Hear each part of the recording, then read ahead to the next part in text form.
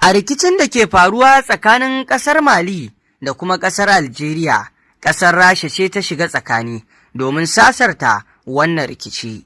Masu saurare ku biyo mu cikin wannan rahoto domin ku ji yadda ƙasar nan ta Rasha ta ɗauki ragamar nauyin wato sulhunta ƙasar Mali da ƙasar Algeria biyo bayan saɓani da aka samu a wato watannin da suka gabata biyo bayan zargin da wannan ƙasa ta Mali ta yi wa ƙasar Algeria na harbo mata jirginta da dai sauran wato abubuwa na sa'insa.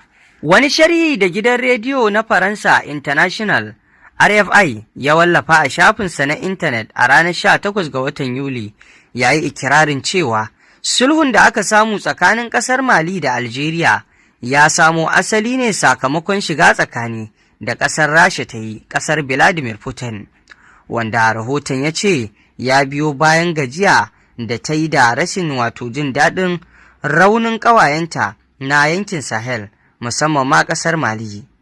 A cewar marubucin sharhin Bari, bayan janyewar wato dakarun Africa Corps daga Kidal cikin watan Afrilu, lamarin ya zama abin kunya saboda wato sun fice ne tare da wato rakiyar mayakan 'yan awaren Tuareg da kuma wani sabon jerin hare-hare da aka kai a farkon watan Yuli wanda ya yi wa dakarun a sansanoninsu da ke yankuna masu nisa.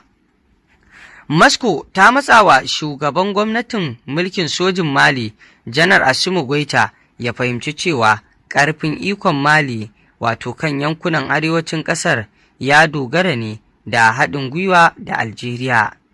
Sharhin ya ƙara da cewa a duka waɗannan abubuwa biyu, sa hannun Algeria ne ya taimaka wajen tabbatar da cewa dakarun Rasha sun samu hanyar tsira. Rahoton ya ce sau biyu cikin ƙasa da watanni 6 Algeria ce ta kubutar da Mali daga matsalar Azuwad. Ba don taimakon Algeria ba zai yiwu wato ta riƙe arewacin ƙasar ba. Tun daga shekarar 1963 hakan abin yake. To wannan sharhi kenan kamar yadda ka ji daga wannan gidan rediyo na Faransa, wanda to idan aka kalli wannan sharhi da kuma batun da suka yi na cewa wato ƙasar nan ta Moscow ta faɗi maganganu ga ƙasar Mali, haka zalika wato sun nuna cewa ba don ma ƙasar Algeria ba da Mali ba za ta iya riƙe wato kudancin ƙasarta ba, kuma Mali wato tana karɓar tallafin ƙasar wato Algeria ne. To a dangane da wannan mun san wace ce Faransa, kuma duk abin da za a yi batu a kai na rahoton da za su buga a gidajen kafafen jaridunsu, to batu ne da za su faɗa wanda yake na son ransu. Da a ce wannan magana ta fito ne daga bakin ƙasar Rasha, daga gwamnatin ƙasar Rasha, to da za ta kasance da abin da zai fito na daidai ne, amma ba ƙasar Rasha ce ta magana ba, Faransa ce.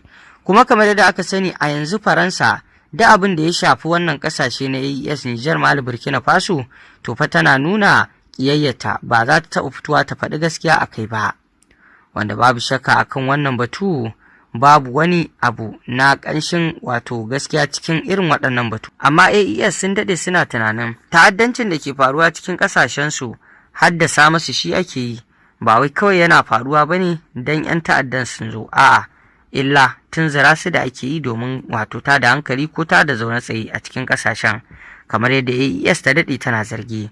A yanzu dai bayan watanni 15 na tsamin dangantaka, ƙasashen Algeria da Mali sun sasanta rikicin diflomasiyarsu tare da maido da jakadunsu da buɗe sararin samaniyar ƙasashen biyu. An warware wannan takaddama ne a watan Yuli na shekara ta 2026 nan, bayan da rikicin yankin Sahel ya tilasta musu haɗa hannu domin wato tunkarar barazanar tsaro. Kaga kenan a yanzu wannan batu kusan za a iya cewa shine babban abin da ya sulhunta tsakaninsu, wato rikici da ya tilasta musu da yake a Sahel wajen haɗa hannu domin tunkarar barazanar tsaro, ba kamar yadda wato Faransa take faɗa ba. Asalin rikicin ya samo asali ne daga abubuwa kamar haka: faɗuwar jirgi a watan Afrilun shekara ta 2025, tashin hankali ya tsanani tsakanin ƙasashen biyu, inda ya kai ƙololuwa lokacin da Algeria ta harbo wani jirgi mara matuƙi drone na ƙasar Mali da ke kusa da wato kan iyakarsu.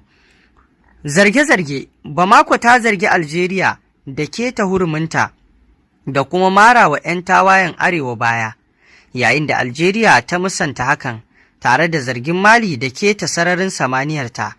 Wannan ya sa Mali tare da ƙawayenta na AES wato Nijar da kuma Burkina Faso suka janye jakadunsu daga ƙasar Algeria. Yarjejeniyar Algeria kafin hakan a shekara ta 2015 Algeria ce ta jagoranci yarjejeniyar zaman lafiya tsakanin gwamnatin Mali da 'yan tawayen Tuareg. Sai dai gwamnatin mulkin sojin Mali ta fice daga wannan yarjejeniyar, wanda hakan ya ƙara jefa dangantakar cikin matsala.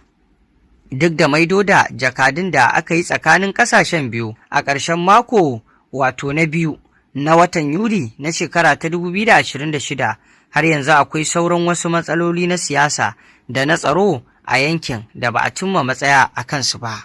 Wannan shine dai asali, amma a batun wato sulhunta rikicin, Rasha tana da kyakkyawar alaƙa da duka ƙasashen guda biyu, Mali da Algeria, kuma ta ci gaba da tattaunawa da su. Wasu masana suna ganin Moscow ta taimaka wajen ƙarfafa tattaunawar da ta kai ga sassauta rikicin, musamman saboda tana son zaman lafiya a yankin Sahel. Sai dai babu wata sanarwa ta hukuma da ta tabbatar da cewa Rasha ce kaɗai ta sasanta rikicin. Saboda haka idan aka ce Rasha ce ta sulhunta rikicin Mali da Algeria, wannan ba cikakkiyar magana ba ce mafi dacewa. Rasha ta taka muhimmiyar rawa dai, wato wajen tallafa wa ƙoƙarin sasanta rikicin Mali da Algeria, amma sulhun ya samu ne ta hanyar tattaunawar diflomasiya tsakanin ƙasashen biyu tare da gudunmawar wasu ɓangarori. Wannan shine asalin magana, ba kamar yadda wato Faransa ke gani ba. Ƙasashen AES, Nijar, Mali, Burkina Faso a yanzu sun zama zakarun gwajin dafi, domin kuwa a yanzu a ƙasashen Sahel gabaki ɗaya batunsu ake, maganarsu ake, saboda irin yadda suka tsaya kai da fata wajen kwatar 'yancinsu, musamman ma yanda waccan ƙasa ta Faransa da ta raine su take ganin cewa ita ce komai nasu, sai yanda ta juya su, sai yanda ta yi da su. Amma a yanzu bisa tashi tsaye da waɗannan ƙasashe suka yi, sun kwaci 'yancin kansu, kuma shi ya sanya matsatsalu da dama a yanzu suke faruwa da su, duk da dai suna ƙoƙarin fita daga irin waɗannan matsaloli. To masu saurare, ƙarshen rahotannin labaran da muke tafa da shi kenan kan wannan al'amari. Amma me za ku ce kamar yadda kuka ji cikin wannan rahoto? Kamar yadda Rediyo Faransa ga abin da ta ce can, ga kuma abin da wato dai muka iya ganowa cikin wannan al'amari dangane da cewar Rasha ga abin da ta yi a ciki, amma batun ita ta sulhunta rikicin madalikan ba ita bace ba. Muna so mu ji ra'ayinku kan wannan batutuwa. Mun gode. Ku ci gaba da bibiyar mu domin samun rahotannin labarai kan abubuwan da ke faruwa. Mun gode.